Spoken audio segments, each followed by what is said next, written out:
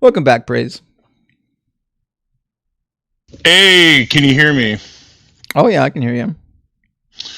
I appreciate you having me, Justin. Thanks for having me. Sure. So, Praise, I already know you're over the age of 18, and I already know that you're a believer. So we can skip those two questions and go right into the third question, which is, what is the most compelling evidence or argument for the Christian God being real? Sure. So I'm going to use an argument from Jerome Daniel Schoon's paper. Basically, objective moral progress demonstrates objective morality via the abolishment of slavery by Christianity. These moral properties are unique, and they're known as sui generis. Can you show that objective morals exist? Yes, and through objective moral progress.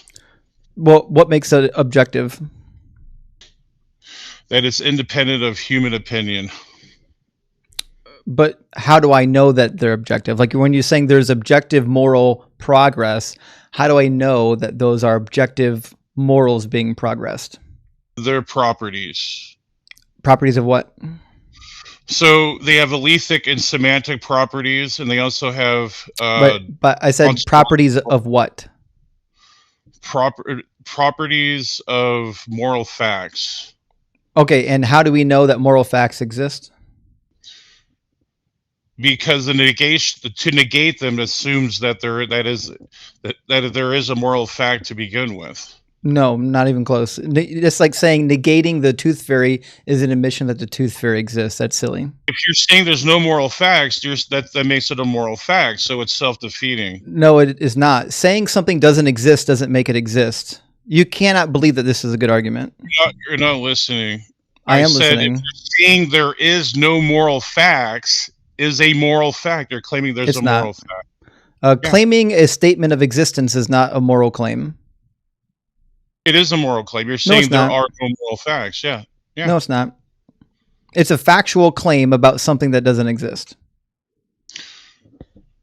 You're assuming it's. See, you don't understand. It's self-defeating. If you're saying there's no moral, it's not self-defeating. It is. Making existence claims are not the same as making moral claims. This is why you get devastated on every live stream you join, because you don't actually know how words work. Why don't you actually address the argument? So I actually did address the argument by asking you actual questions about the argument that you clearly don't even understand. You're just reading from somebody's prepared talking points. You couldn't even define what a moral fact is. You're just saying that they must exist. Before you tell me that properties of moral facts exist, I'm going to need you to demonstrate that moral facts do exist. Okay, raping babies is immoral. There's a moral fact. It's subjective.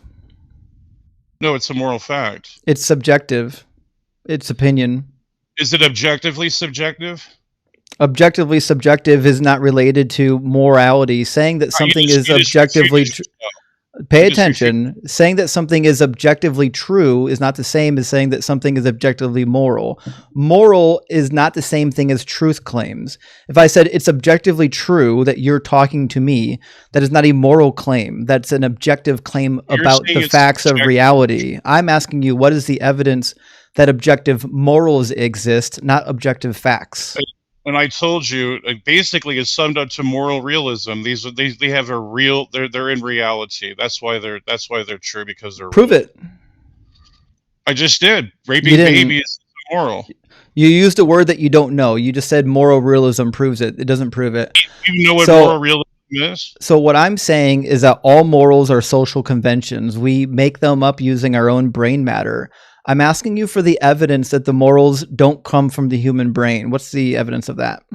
I told you the properties of moral facts. You can't say that moral facts exist because there are properties of moral facts. You can't use the properties of moral facts to claim that morals exist. That's circular. It's begging the question.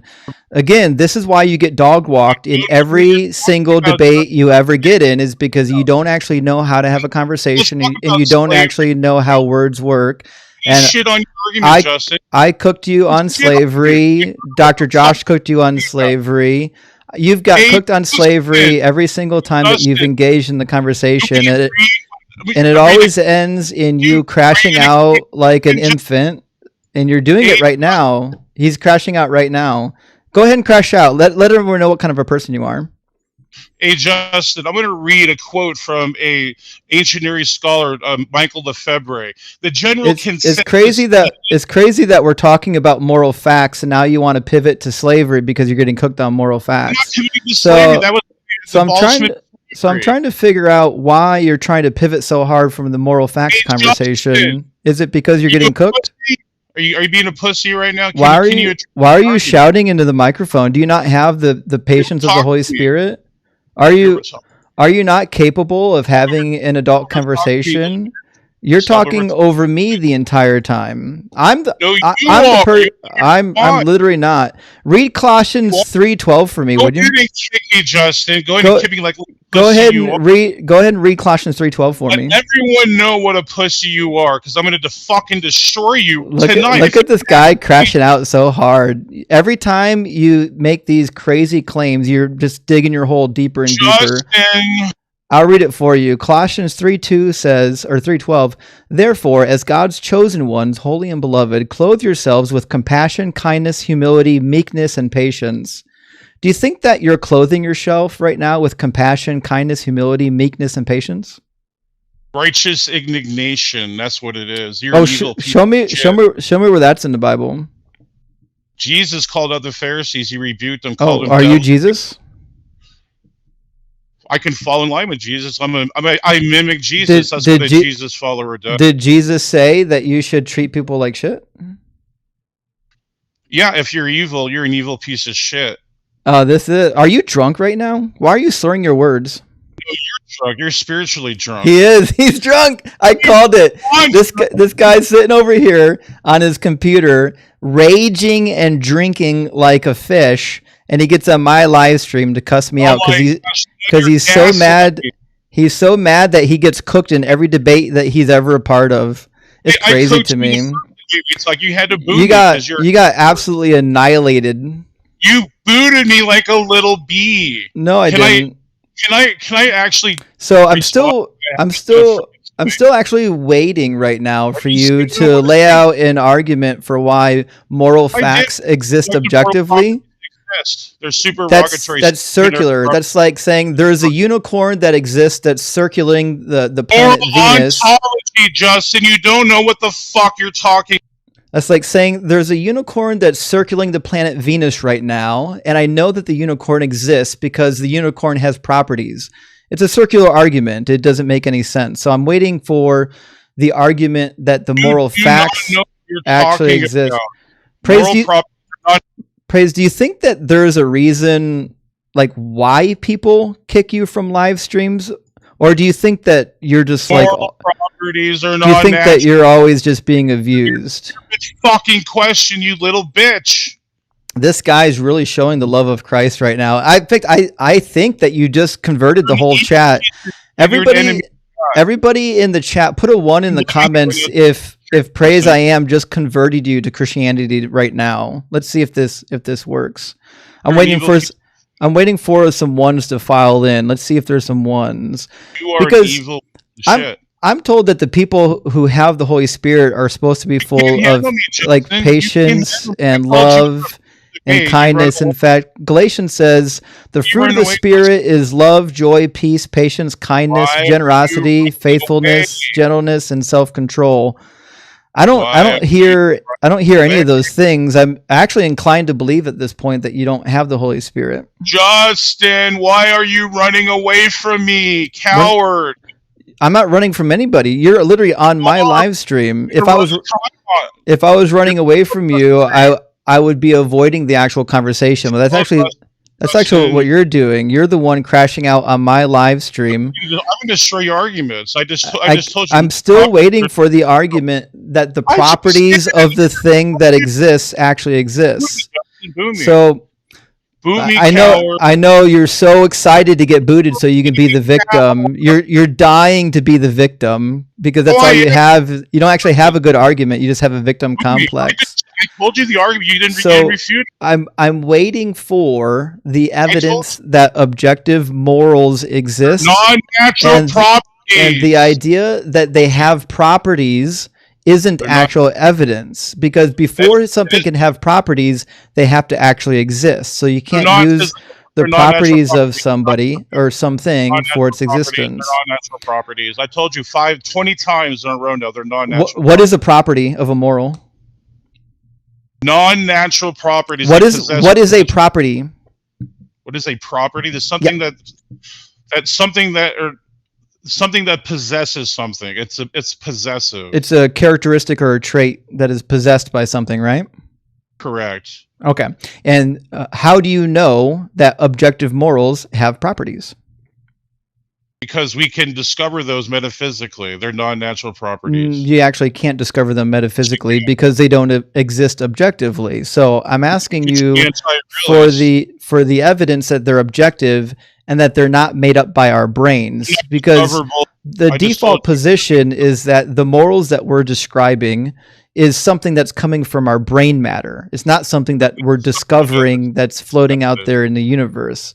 So I'm just asking for the evidence that they exist in the universe and not just in our brain. I'm telling you right now, they're not discoverable through the scientific method. They're causally impotent. There you go. I just destroyed your stupid fucking argument. Now you don't even know what those words mean. So you again, what the fuck you're talking about? How much have you had to drink tonight? How many shots in are you? You would love to know, wouldn't you? 0. I would love to know. I want to know how intoxicated, how much alcohol does somebody have to drink to be this level of belligerent? This is what you do: gaslight your opponents that are destroying you. Is gaslighting? Buddy, every word that leaves your mouth makes you look worse and worse and worse. All you're doing is digging your own grave right now.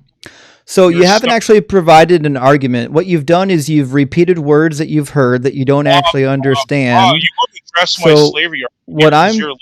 What I'm doing is trying to figure out what is the actual evidence that objective morals exist, because in my framework, we know that morals exist subjectively, and we invent them ourselves. We determine what we think is moral and immoral. So if there's something that is in fact objective, you would have to demonstrate that the thing that is in existence would exist without the human mind. And again, I'll say it again, making objective claims is different than saying morals are objective. They're entirely different categories. Objective claims are just something that we say is true, and it's true because it exists in reality. It's observable, it's repeatable, it's provable. That's all that means. So it's about relativism. So your moral argument doesn't really work. But did you have any other arguments for the existence of God? Yeah. So since there has been objective moral progress, the Christian God there hasn't. Derogatory. I just there hasn't. No, you didn't. I just did. No, you didn't. Do you even know what super irrigation is? Go ahead and tell us what super irrigation is. So again, just repeating big words that you read in a paper somewhere doesn't actually win an argument. So doesn't do something. Everyone come to Praise I Am, learn something. Okay. Well, no, we don't do a free clout here. So what we're going to do is the same thing we did last time. You're going to crash out. You spent the last 5 minutes crashing out. Sounds to me like you're at the end of your crash out arc. So what I'm going to say is come back again and have a conversation with me when you're not drunk. Yeah. And then maybe we'll have a better conversation next time. But thanks for the clips. I appreciate it. I'm 1,000,000% going to post this, and there's going to be 20, maybe 30,000 people that spend an evening laughing at you crashing out, making a complete fool of yourself.